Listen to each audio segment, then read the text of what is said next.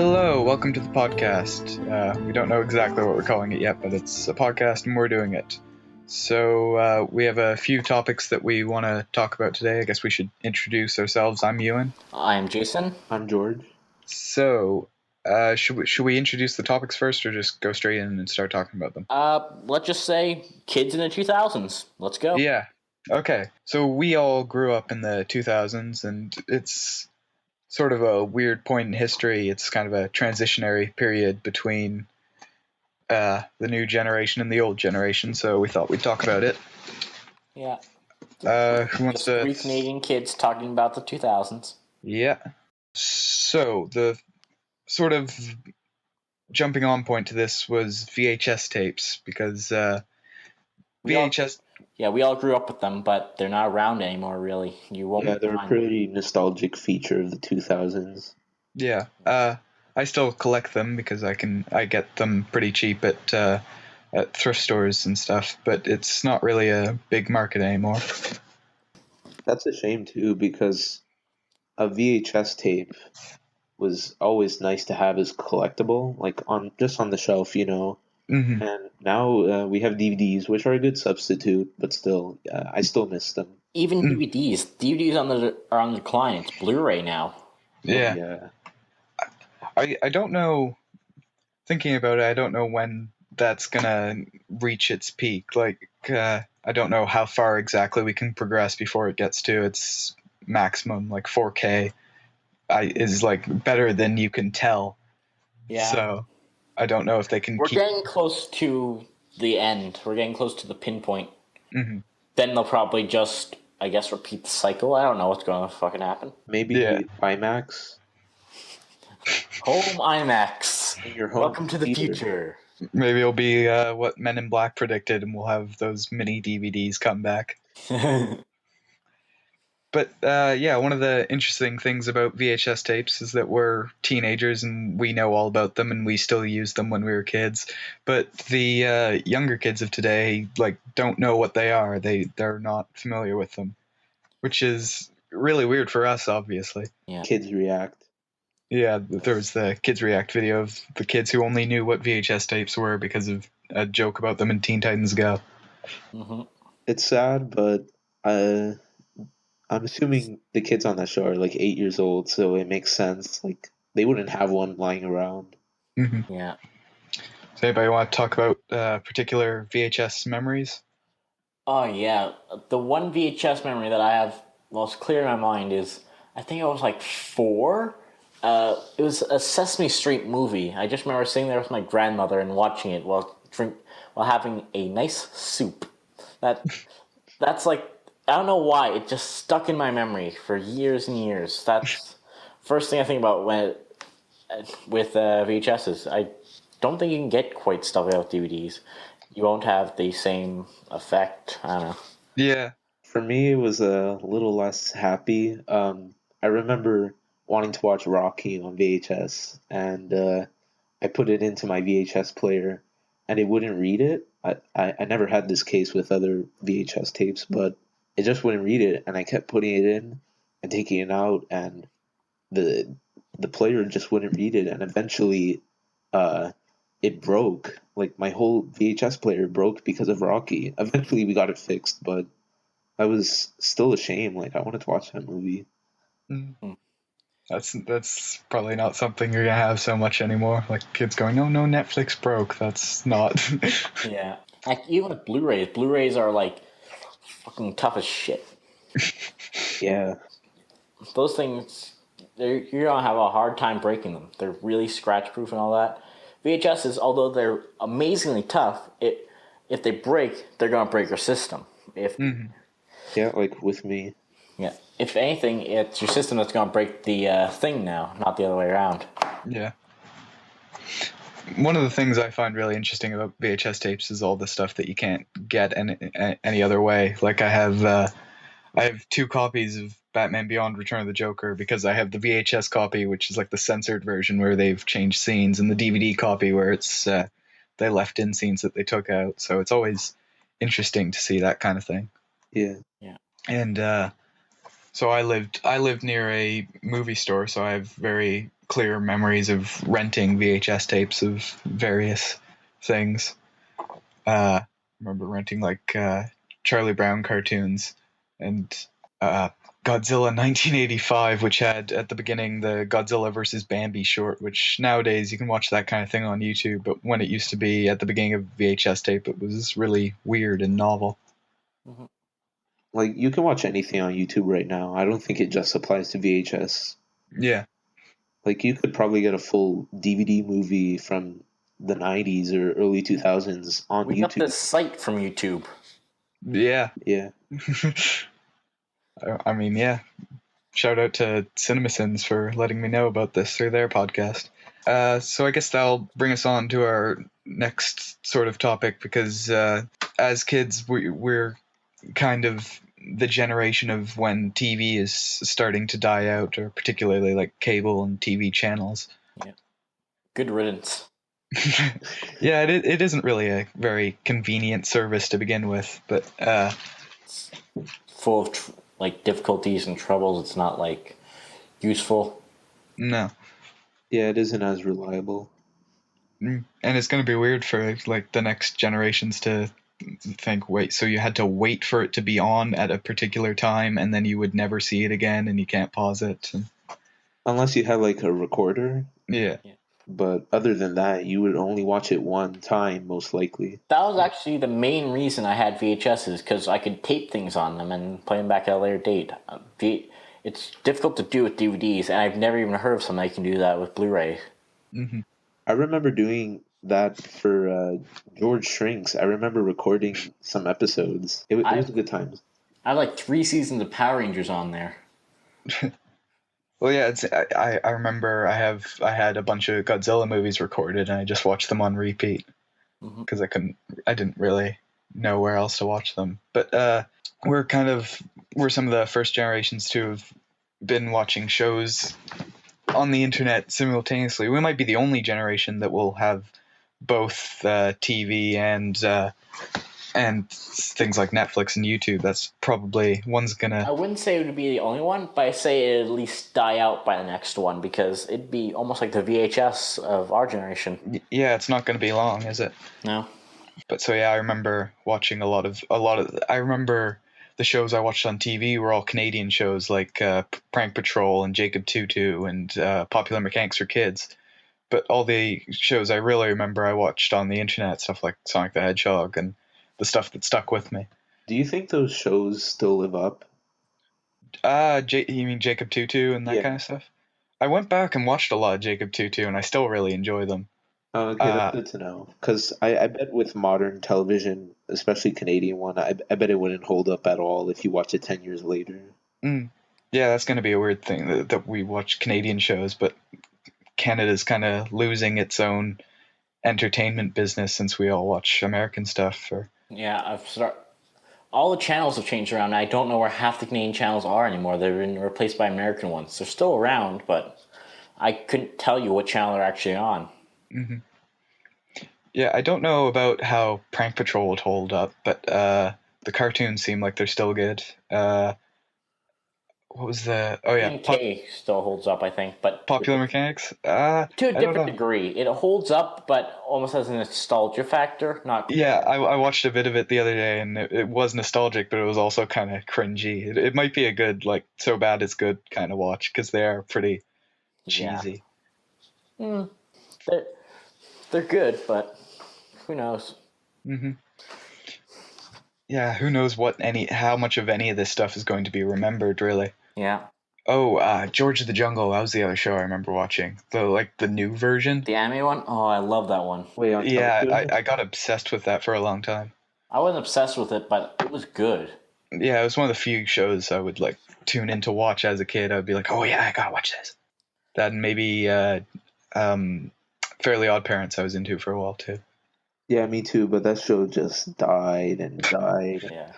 There's 2 main characters now. Yeah, now it's like every season, we have to make a new character to stay relevant, and I think they what failed. killed it was they kept introducing, like you said, new characters and too many. Cast is Timmy, Cosmo, Wanda, Poof, and I don't remember her name, but she shares Timmy's fairies. Yeah. The cousin? Not even cousin. It's just a random girl. I remember when they first introduced Poof, I was excited. That was... Yeah, it was actually good for a little while. Iggy Arbuckle, that was another show I remember watching. I don't really remember much about it, though. Yeah, I remember the name, but I don't remember the show. Yeah, it was like remember it. a beaver and whatever the other thing was, and they were at some sort of camp. I always remember thinking it was set in Vancouver. I don't know if it actually was set in Vancouver. Being Ian was set in Vancouver, but yeah. Vancouver boys represent. God damn it. I also remember Camp Lazlo. Oh yeah, I remember Camp Lazlo. It was good. I remember the name. I remember not being into that show, though. I remember Thank You and Do Not Be Coming Again, and that's about the only thing I remember from that show. And maybe the intro. The intro was like Bingo, except Lazlo, right? Yeah, it was. Yeah. I remember that intro, but I don't remember the rest. Why do I remember that? I don't know. Whatever. Oh, and Wayside. Is that American or Canadian? I feel like it's Canadian. Yeah, the books were Canadian, weren't they? Yeah, that would make sense for the show to be. I love that show. That was a good show. I was into I think I only read one of the books, but I really liked the book, but then I didn't watch much of the show because I just thought it was different.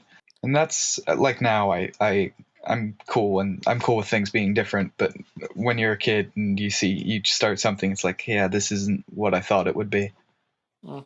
It's probably why one of the first movies I remember not liking was the Popeye movie, because it was just so far from the Popeye cartoons I remember really watching a lot. I actually remember liking how things were different. Yeah. Are you talking about the live action one? Yeah, I'm talking about Robin Williams one. Yeah.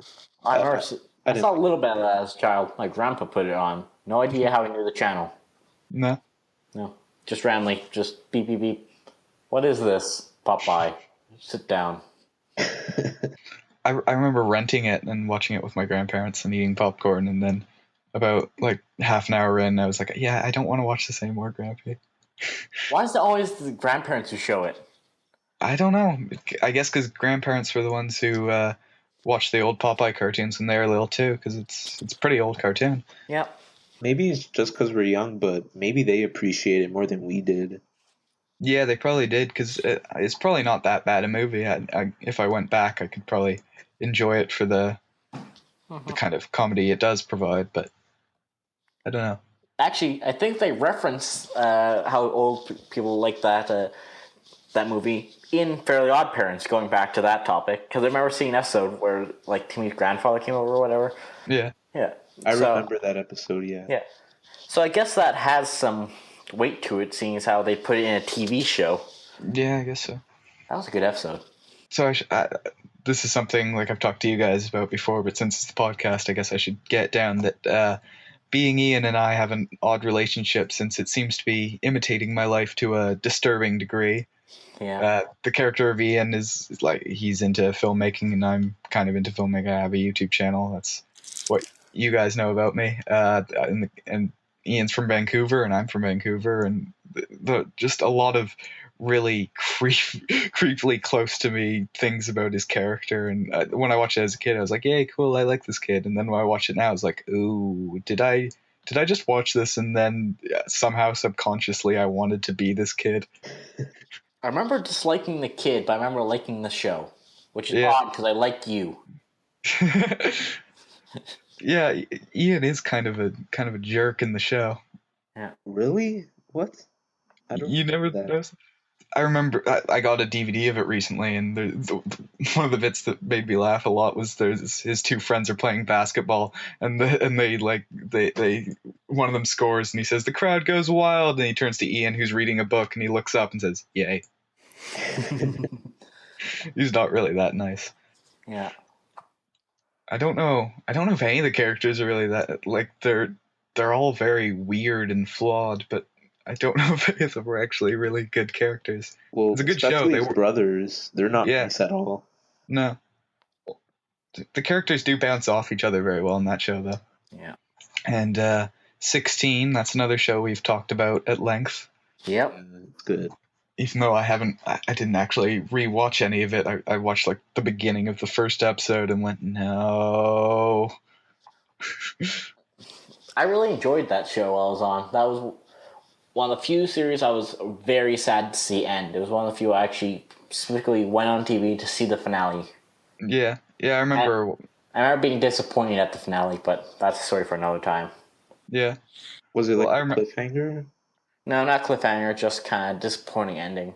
I remember like watching it once or twice. I don't think I was really that into it. I remember thinking that this will be the show that I watch when I turn 16. Yeah. Now we're 16 and it's like, oh, that was fun when I was a kid. George, you want to know about cliffhangers? Stormhawks. Any of you remember that show? Yeah. I don't.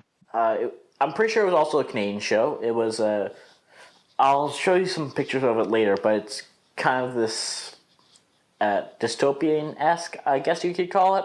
But I loved that show. That show was really good. But it was on like season 2 or 3, and they just cliffhanger the ending, hoping for another season, and they just got shut down. And it's like super cliffhangery, like this will be the best ever. Like, but then nope, never happened. You see him literally fly up into the sky.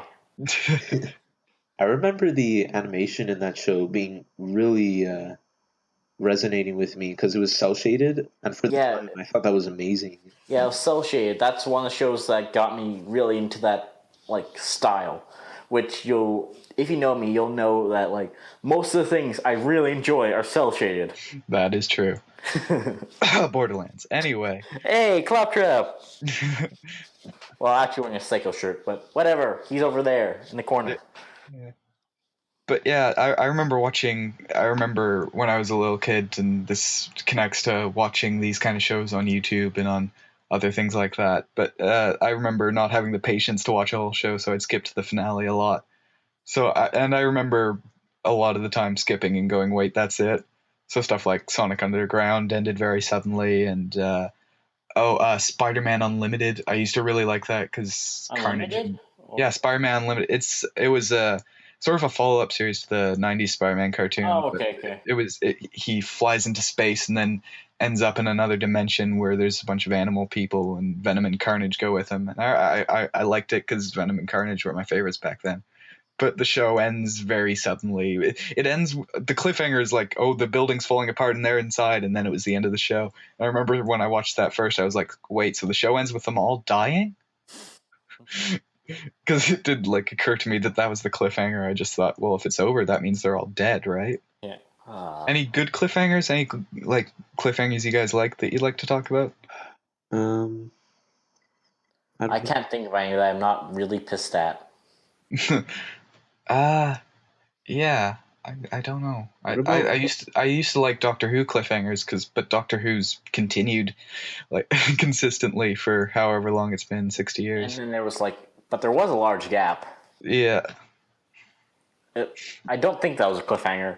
I hope it wasn't a cliffhanger. What about cliffhangers that the public likes? Well, there's the end of I'm going very Sonic the Hedgehog this podcast, but at the end of Sonic Sat AM, that's a great cliffhanger, but it never got followed up. And if it had, it would have been like one of the best cliffhangers probably. But since it didn't, it's just. You say you're going very Sonic for this podcast. You were very Sonic in life. You. Yeah, I guess I kind of pretend not to be, just to not associate with that fan base. No, you very much are. Yeah. You don't like it's just base? Well, it's it's kind of I don't like to be the sort of negative Sonic fan that just hates on everything new. I like to focus on all the cool stuff. Like I still like playing all the old games from the 90s. Those were the ones I remember playing. And and I've never really enjoyed a Sonic game. No. Whoa. No. Ever. I didn't really get into it because of the games. I started with watching Adventures of Sonic the Hedgehog. I started with Sonic X. I really enjoyed that show, but I could never get into any of the games. Yeah. I don't see what was wrong with that show. I mean, okay, I know Chris, but I like that show. I don't get it. Sonic X? Yeah. Yeah. I watched it on VHS with some kids not that long ago, and I can see exactly why. I can see both why people hate it and why people love it. Mm-hmm. Like it is Sonic as an anime, and that works pretty well sometimes. But at the same time, it's Sonic as a pretty mediocre anime that has a lot of really annoying tropes, and it uses a lot of stock footage. Stock And footage is not always bad. I know, but when it was like the same scene in three episodes in a row, it was kind of distracting. Yeah. But then, well, I grew up with Adventures of Sonic the Hedgehog. I can't really defend myself. That show's so off the wall insane. Mm-hmm. That was terrible. Sometimes off the wall insane is all you need. Yeah, as a kid, that's all I needed. Mm-hmm. And he was one of the. I think he sort of started video game characters with personality, because I can't really think of. Mario never had anything except "Woohoo, I'm Mario," and even in those early TV shows where it's like, "Oh, I'm Mario and I talk with a Brooklyn accent," it's still just kind of boring. But Sonic was exciting in '90s. He was so '90s. I think what made Sonic such a lovable character was that he talked, and they did it right. They made him talk right, if that makes sense. Yeah. Yeah, I think because Jaleel White was a teenager when he played him, it worked. That's why I don't really like any of the other voice actors. They just never sounded young in the same way that he did, and not even necessarily young, but youthful. And Enthusiastic? yeah, Okay. We should probably move on to the next topic now, as oh yeah, kind of got off track. Yep, Cell phones and young kids. yeah. So I guess I'll start us off. So I know these two kids, and they do have tablets, and so they're kind of obsessed to gaming on their tablets. But so yeah, I guess it's kids play what they can get. So the sort of equivalent of that for us are Flash games that we remember playing. Yeah, I vaguely remember Flash games. I didn't play very many, actually. I was very off from that crowd. But what I remember playing as a child was... I played weird shit as a child. I was more of the almost educational type game kid. Oh yeah. I had, I think the games I had was a Nintendo DS, a kind of leapfrog thing that I had from years and years previous, a Nintendo Wii, and a old VTech system, which is a child console. Yeah. I remember Child console was... the Leapfrog as well, and I remember having a lot of fun with that, despite it being an educational system. Yeah. Yeah. Both that and the VTech were actually great fun as a child. The VTech actually had a Japanese-style shooter kind of thing on it, which was surprisingly... It wasn't difficult enough to be annoying for a child, but it was fun enough to have it playing for at least 3 hours. Yeah. I remember the first games I played being educational games too. They were like floppy drive and DOS games, and I remember stuff like Math Blaster. And even though it was educational, it had enough personality in it for it to be fun for me. Okay. And stuff like exploring games. Like there was one, I don't remember what it was called, but it was... Oh, exploring games. I loved those as a child. Yeah, like there was one game where you explore underwater, and I remember just finding things, like finding this one cave you could go into, and if you went into it, you'd get eaten by a whale. I just thought it was always so amazing that the world was you could see that part of the world in the game. Yeah.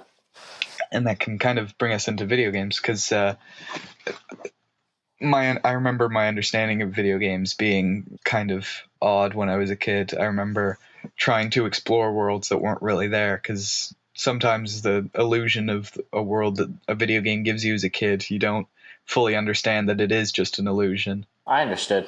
I understood very well. I'm like, ooh, TV, okay. This controls TV? Okay. Yeah, I don't mean that. I mean that, like...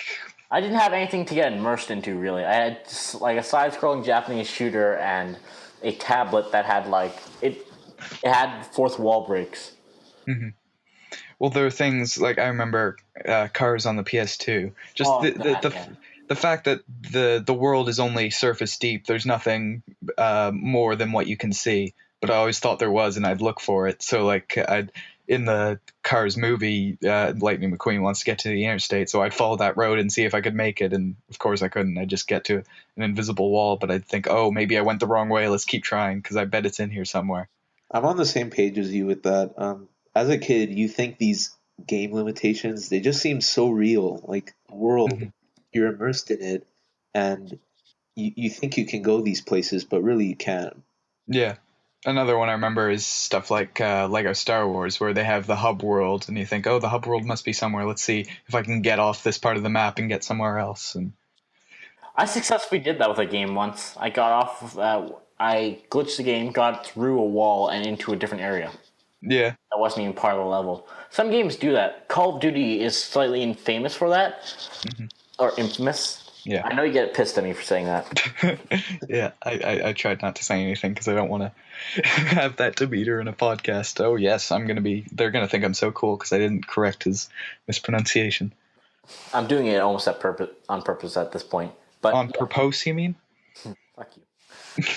But Call of Duty just recently, I don't remember. Yeah, I think it was Advanced Warfare.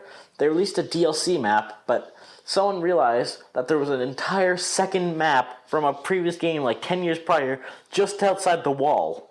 That's It had the hitbox and everything, so if you were able to get out, you would have a second map. that's pretty awesome. There was something like that in Skyrim, wasn't there? Where if you got over the wall in Whiterun, you could go to Morrowind or Oblivion.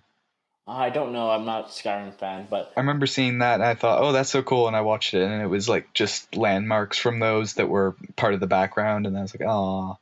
Yeah. But what was I had one a second ago. You guys keep talking. I'll think about that. okay. George, you give some examples because you haven't talked in a I'm while. going to give an example of a game that doesn't really have limitations. Minecraft. Yeah, like- largest video game world, largest on Earth. Impressively, like kids, probably a lot of kids have played Minecraft, and they probably know they can go anywhere they want in the world. And us, growing up in the early 2000s, didn't really have that. We would go to one section of the world, but then you would be blocked by an invisible wall, and that kind of always sucked. Not always invisible. In cars, they put up a literal wood barrier. It was very obvious.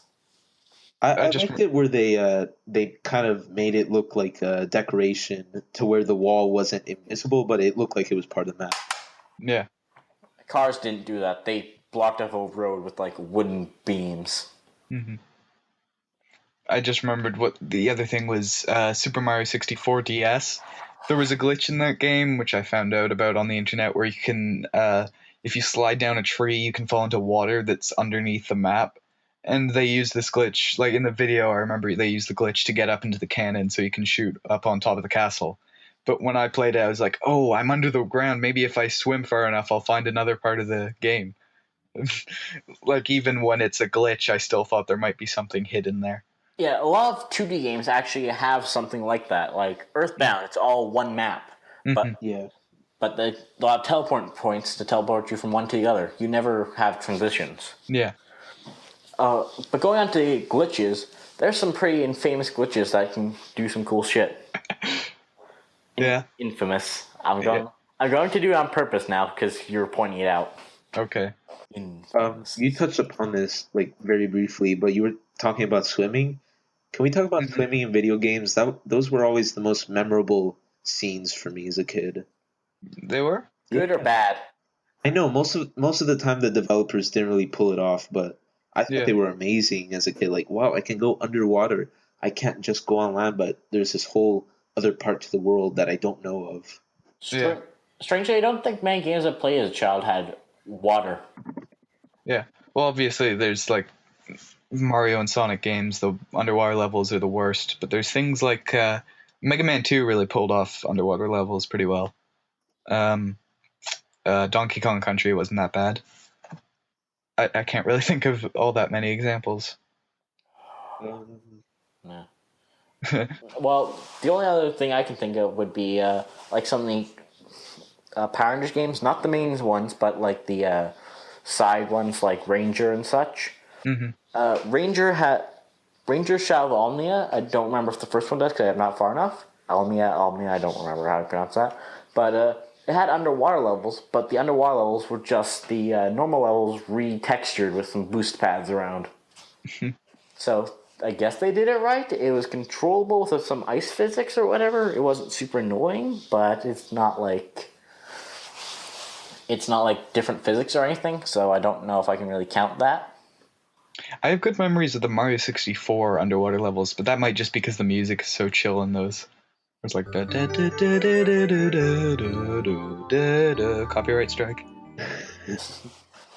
But yeah, No, Ah, but really, Mario 64 is probably a perfect example of level design and how it can be executed so yeah, well. yeah, that and Mario Galaxy, since Mario Galaxy is so similar in terms of gameplay. But yeah, they both had never they played Mario 64, but I played Galaxy, so I'll refer to that. And yeah, that was pretty good. but yeah, I think with Mario 64 they nailed down the need of oxygen, which Sonic it was kind of clever in Sonic, but it was still annoying. But in Mario 64, I think it was just the right amount that you weren't getting really stressed out by it because you can get coins to Oh, I bring got back. stressed out in this one area. Oh.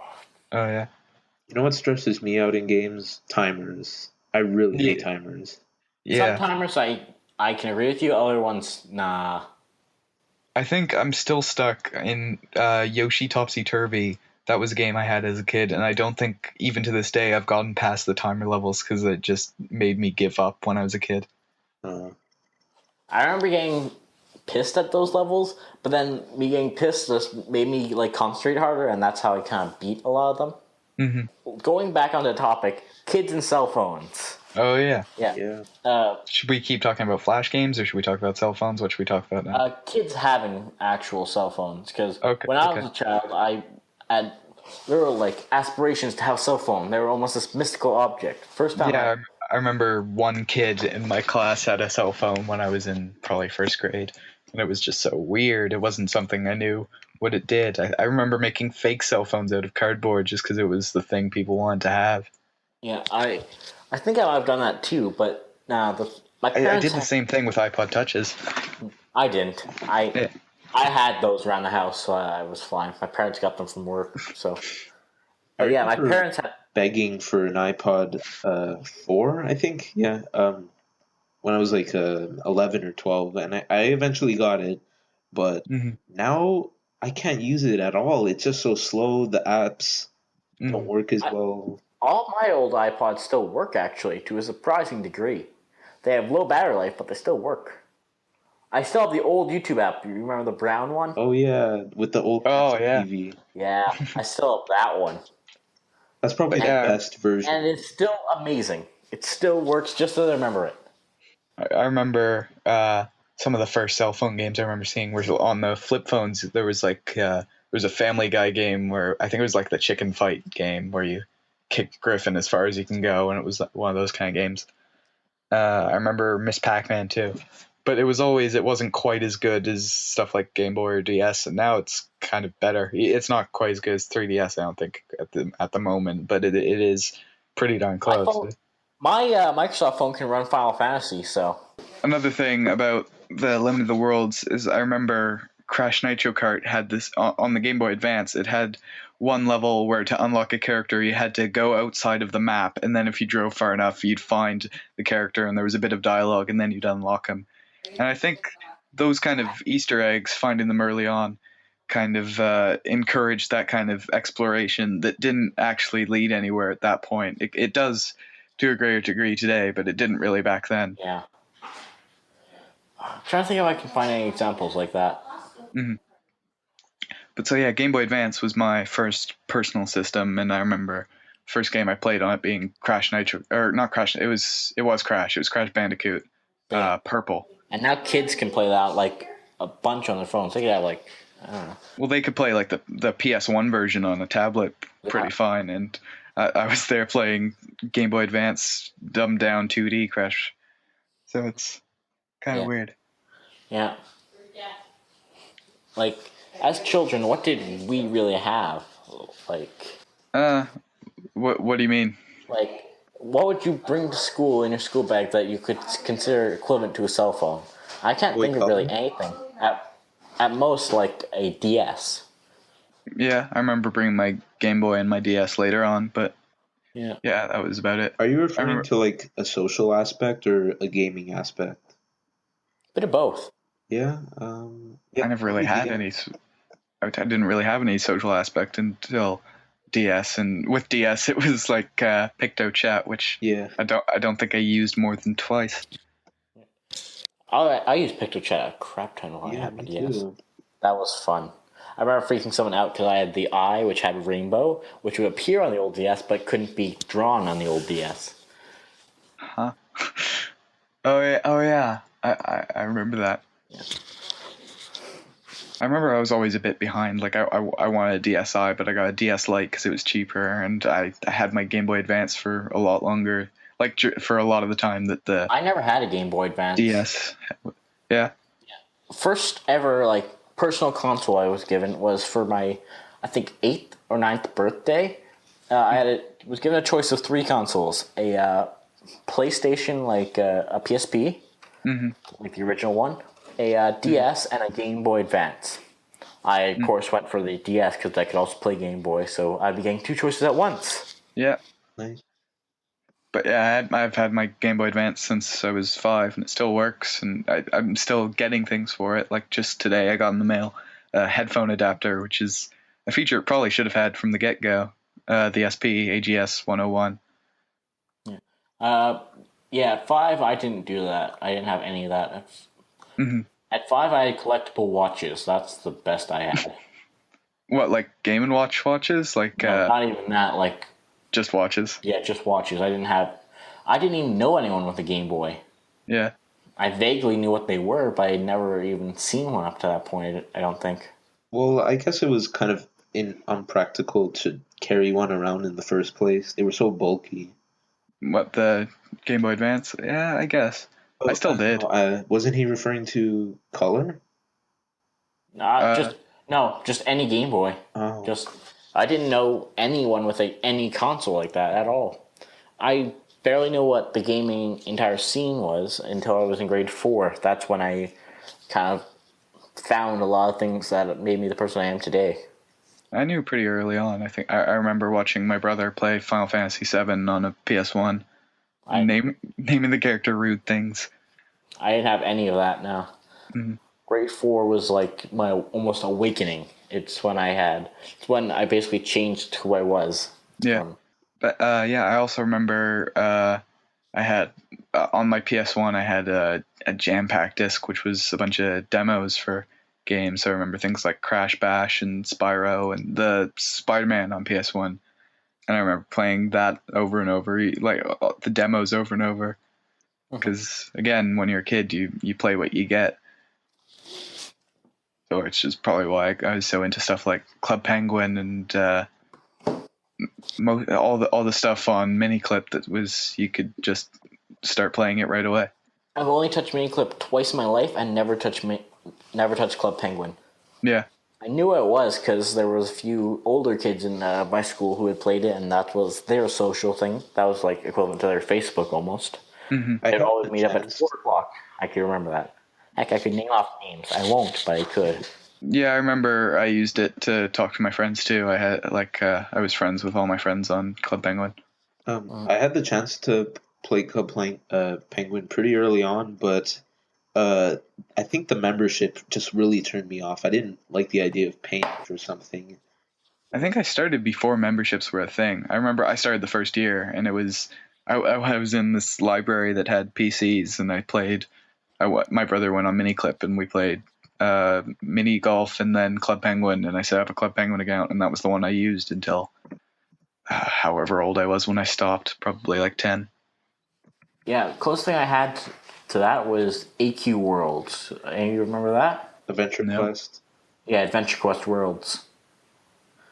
It's like a Flash version of an MMO. Yeah, Yeah, like Club Penguin. Yeah, essentially, except a lot more combat based and stuff. Club Penguin was more on the social side of things. Yeah. And Yeah. membership side.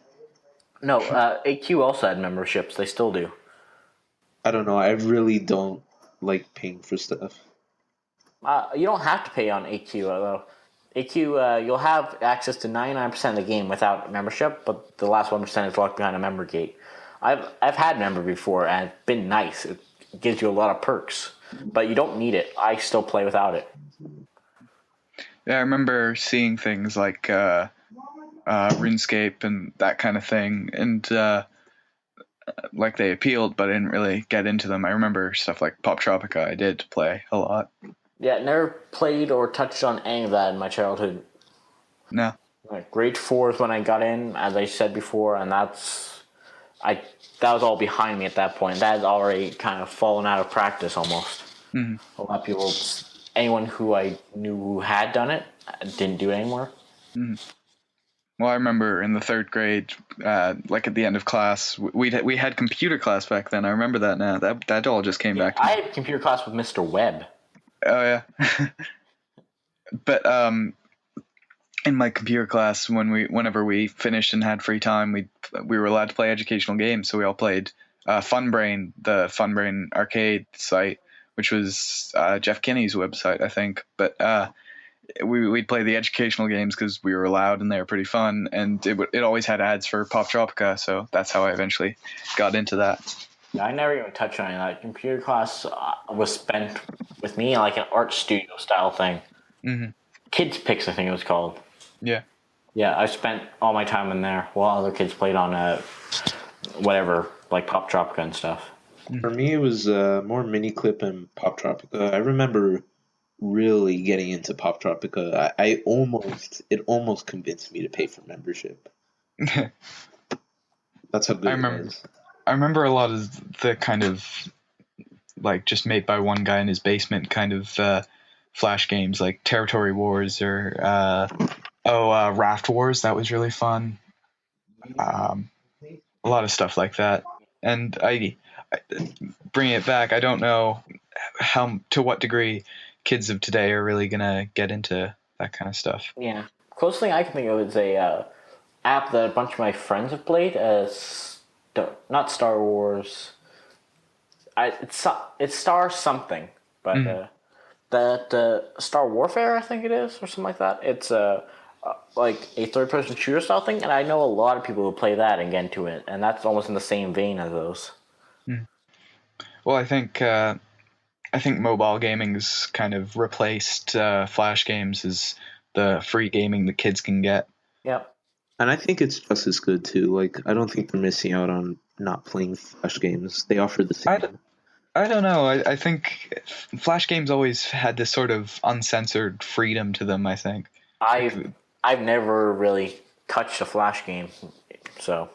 Right. Well, but on most fun games, it was always sort of the games were very personal to the people who made them. Like mobile games, there's so many AAA developers now. They've got stuff like Angry Birds and Fruit Ninja where they get proper dev teams behind them. But when you're playing something like Tribe or Skull Kid or whatever, it was just something made by one or two people, and it felt like that. It felt like It felt like early YouTube, really. This because it was sometimes even the same people as the animation community making the games. Yeah. Well, going on one person, if a one person thing gets popular nowadays, it gets popular to a point of like no return, aka Flappy Bird. Yeah. Flappy Bird was made by one person in like I believe it was in less than 24 hours. That blew up. Mm-hmm. Undertale too. That was just one person. Well, and Temmie, Toby and Temmie. But yeah, I guess we should probably get this last subject out of the way because my computer's dying, so we're not gonna be able to do this podcast for much longer, I don't think. Licensed games, then. You don't want to do the Lost of the Penny? We already teased that earlier. All right, sure. Let's cover that then. Okay, so that's another thing that the next generations of children won't have that we had with pennies. Because for any American listeners, we just got rid of the pennies a few years ago in Canada. So now pretty much if you buy something, it's rounded off to the nearest 5 cents. Yeah. Mm-hmm. Yeah. America's already started to do that too, which is. Mm-hmm. Yeah. I mean, I guess it makes sense. So much. Makes a lot of sense. It costs 1.2 cents to make 1 cent. Mm-hmm. And it's really a trivial thing, but it shows how much of a sentimental species we are that it's been such a big deal that we're just getting rid of one unit of currency. Yeah. Yeah, but kids won't have this anymore. Nope. Slightly weird. Well, I Yeah. mean, collectors will to some extent, but they won't be as valuable. I'm saying this because I actually have one in my hand. I don't know if I don't think I even have any on me. Like even for about a year after it, I still had pennies in my wallet, but I don't know if I do now. They're all in a drawer because I had a thing of change that I didn't know about and it just kind of bust open. So I just had a drawer like half full of change. Mhm. I had So penny far, collections. I still have penny collections. Like Yeah. just jars filled up with them, and I think like once or twice I would spend my whole penny collection because it would be like, yay, I have this money I've built up. Why am I keeping it? It's just pennies. But now it's, oh my gosh, it's pennies. People do that with fives, and that's kind of insane. I've Mm. seen people like $5 bills, just like a box of them. Like, Mm. Jesus. I have a dollar collection I might sell sometime because it was all the different loonies that had just any kind of different weird picture on them. I saved those. Yeah, I got a full set of those as well because I got the Canadian Mint collection set where you would have to fill it in. Mhm. See a couple of the. This was 2012 during the Olympics here, so I'm just missing like 2 Olympic coins and that's it. I technically have them because I have the full set. I bought a collector set of it, Mhm. but yeah, that's mostly what I'm missing. Yeah.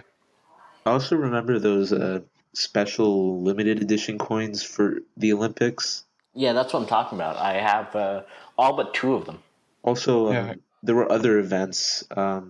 I'm forgetting which, but they had some for Freedom other Year. nations. I Pardon? remember the Terry Fox loony was the first one I saw. Yeah. Yeah, I had one of those. What else is there? There's the 3 polar bear toonie. Mhm. That's one of my personal favorites. I just like how it looks. Yeah. Oh, the Montreal Canadiens 100th anniversary. Oh yeah, Yeah. that one's another one. I remember the Vancouver Olympics one being kind of weird for me because I was like, hey, I'm from Vancouver. I had that sort of thing as a kid where I would just go, hey, I know that. And then I keep it. And then now I'm like, well, of course I know that. It's Vancouver. Yeah, I'm actually going through my wallet right now. Oh yeah, the redesigned to money, which was around the same time as the lost penny. Because Canada has plastic money now, Mm-hmm. or polymer. Yeah. Again, it's not really that big a deal. I guess it's less. Pretty big change though, because like the American one has "In God We Trust." The Canadian one, it's a science laboratory on the back. Have you seen? Have you seen the Canadian 100? No, I have one. not a plastic one at least. Yeah, I can show you it. On the back, it's a laboratory for the creation of penicillin. And when America, it's like Illuminati Triangle and "In God We Trust." Yeah, the all-seeing eye. But yeah, I guess it kind of makes sense. I guess it's less breakable than paper money would be. It's harder to tear. But at the same time, I remember seeing when they first made the change, all the bills that melted together when somebody left them in the car and stuff like that. They're actually pretty good at not doing that. Just those people are kind of stupid. Yeah, maybe don't bring them to America. Yeah, I have a bunch of them, and I've never seen them stick. I've seen them stick where they actually have the little maple symbol, because I think some of them actually smell like maple. That's disputed. Some say they do. The Mint says they don't. I've smelled them. They are very maple. Okay. Well, Jason, you were the one that told me about that, and I smelled it, and it smelled like maple. So I don't think you're Yeah, lying. the Mint disputes it, but it's there. We the people have the evidence. That would be so weird for anybody from any other country. They're like, we're trying to go, oh yeah, we're not actually part of those stereotypes. And they're like, your money smells like maple syrup. And we're like, yeah, it does. No, it definitely smells like it. Because I've just randomly found a bunch of money that I had scattered around because I put it somewhere. Because you're forgot Jason. About it. That too. Because I put it somewhere, forgot about it. Found some more, puts it somewhere, forgot about it. I have like this huge stack of just 20s now, just because I don't know. But I just got with it. You hear that, internet? Jason's got a stack of money. Just go rob it. But no, I just got with it, and it was amazingly maple. It was like some of the strongest maple scent I smelled. I've smelled pure maple syrup. That's funny. Well, I guess we should wrap this up now. All right. Thanks for listening, everybody. Whoever listened, I don't know what kind of Yeah, it's cool though. If you listened for the whole thing, that's cool. If you skip to the end, that's also cool. Just thanks for listening. Thanks for supporting. We'll probably be back for another one sometime. Yeah, this is fun. Yeah. All right.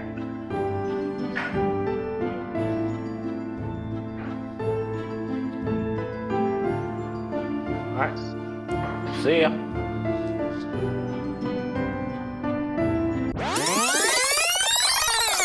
So, We just lost George. What? I'm here. What? We're new to this site. It made me think that I never had that. I had all the game. Ewan. Yeah. Take a breath. I think with Mario 64, they kind of nailed down how to make the neon oxygen.